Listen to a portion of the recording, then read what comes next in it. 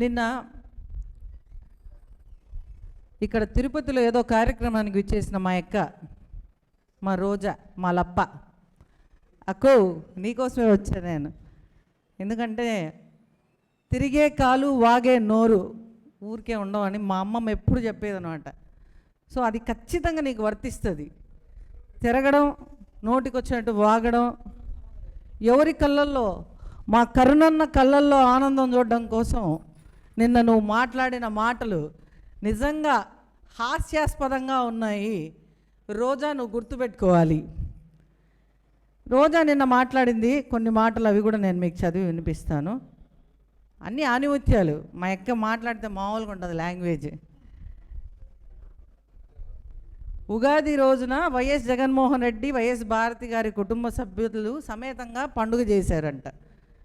చంద్రబాబు నాయుడు గారు, పవన్ కళ్యాణ్ గారు, బిఆర్ నాయుడు గారు ఏం చేశారంట?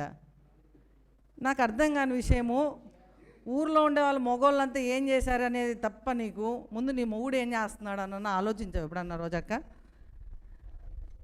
అధికారంలో ఉంటేనే మీ జగన్మోహన్ రెడ్డి, అధికారంలో ఉన్నప్పుడు మాత్రం జగన్మోహన్ రెడ్డికి సాంప్రదాయాలు, భార్య, గుళ్ళు, పద్ధతులు గుర్తురావా?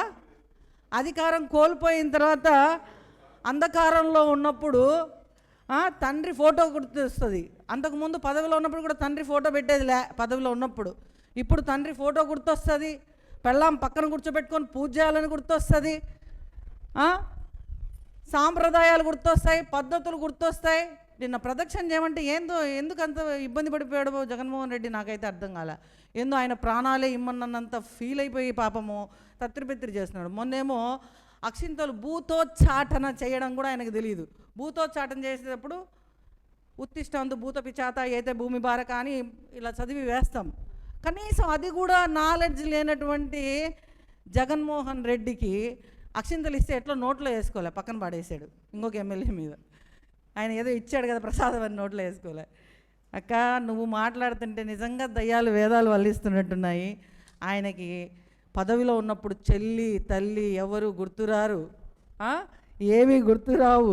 అలాంటి అవకాశవాది గురించి నువ్వు వచ్చి మాట్లాడుతుంటే మాకు నవ్వు వస్తుందక్క.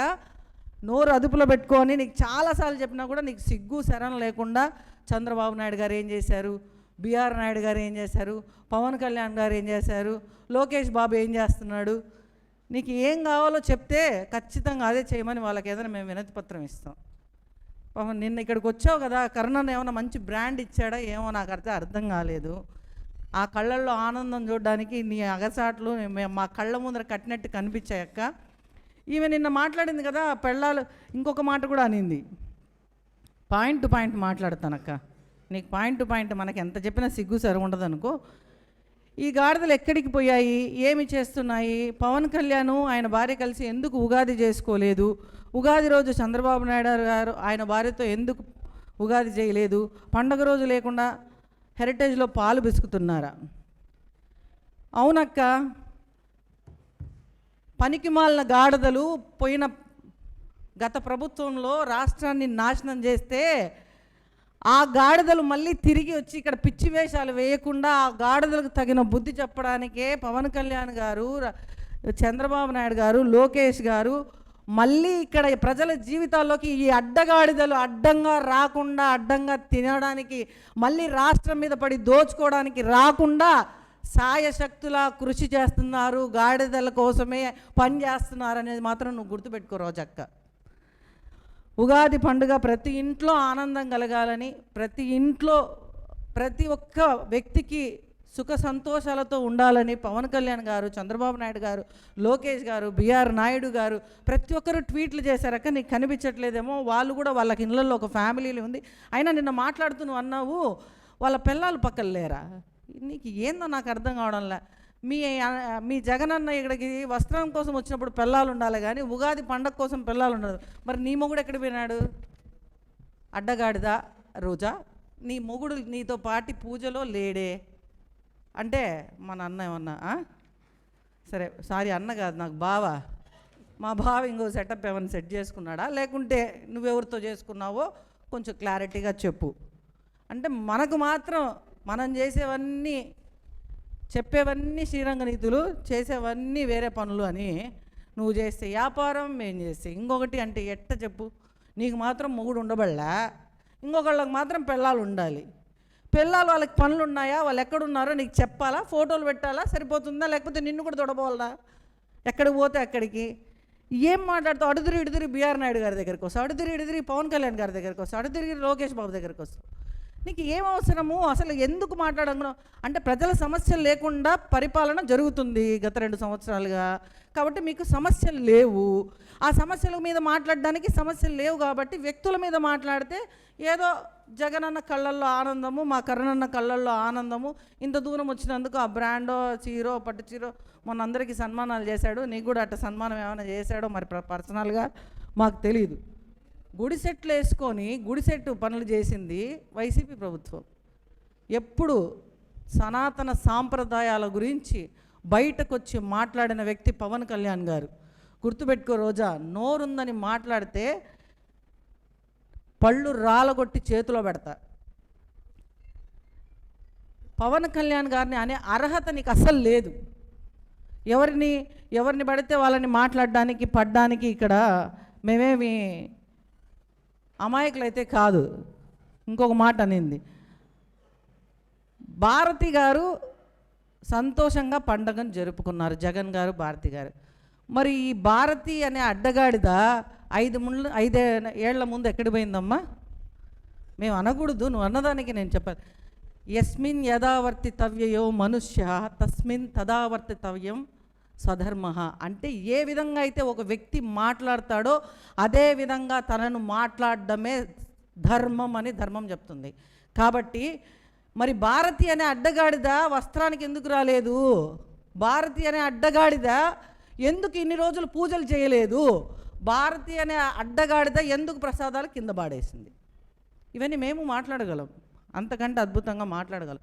నోరుందని మాట్లాడితే తాట తీసి కూర్చోబెడతాం. ఇంకోటి ఏదో మాట్లాడింది మా అక్క.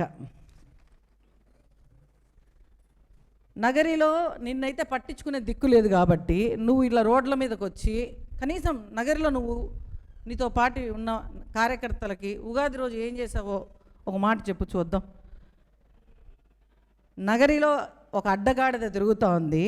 సమయం వచ్చినప్పుడు ఆ గాడిదకు చెప్తున్నాము, ఆ గాడిదకు ముఖ్యంగా నగరిలో ఉండే అడ్డగాడిదకు చెప్తున్నాము, సమయం వచ్చినప్పుడు ఆ గాడిదకు పాలు కాదు కదా, తోలు కొవ్వు అన్ని పిండి పక్కకు పెడతాం.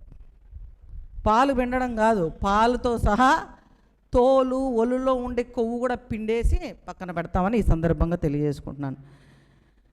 రాష్ట్ర ప్రజలు కోరుకునేది ఏంటి అంటే సుభిక్షమైన పరిపాలన. ఆ పరిపాలన పవన్ కళ్యాణ్ గారు నిన్న ఉగాది సంవత్సరం, నూతన సంవత్సరం, పరాభవనామ సంవత్సరంలో చంద్రబాబు నాయుడు గారు, పవన్ కళ్యాణ్ గారు ఎంతో బృహత్తరమైన కార్యక్రమం, వికలాంగులకు ఉచిత బస్సు ఏర్పాటు చేసి, అంటే బయటకు వచ్చి ఆర్భాటాలు అంగులు చేయాల్సిన పని లేదు. పూజలు పునస్కారాలు ఎలా చేయాలో, ఎక్కడ చేయాలో ఎవరికి వాళ్ళకి తెలుస్తుంది. బయటకు వచ్చి 4 అక్షింతలు మొఖాన కొట్టుకొని లేదంటే తల మీద నీళ్ళు జల్లేసుకొని నేను పూజ చేసేసాను అని ఆర్భాటాలు చేయాల్సిన పని లేదు. పూజలన్నీ బయట పెట్టుకోవాల్సిన పని లేదు. రోజా, మీ అన్న ఇదే ప్రభుత్వంలో ఉన్నప్పుడు ఏం చేశాడు? ప్రభుత్వంలో ఉన్నప్పుడు ఎందుకు మీ అన్న కానీ మీ వదిన కానీ పాపం వచ్చి బయటకు వచ్చి పూజలు చేయలేదు ఎందుకని?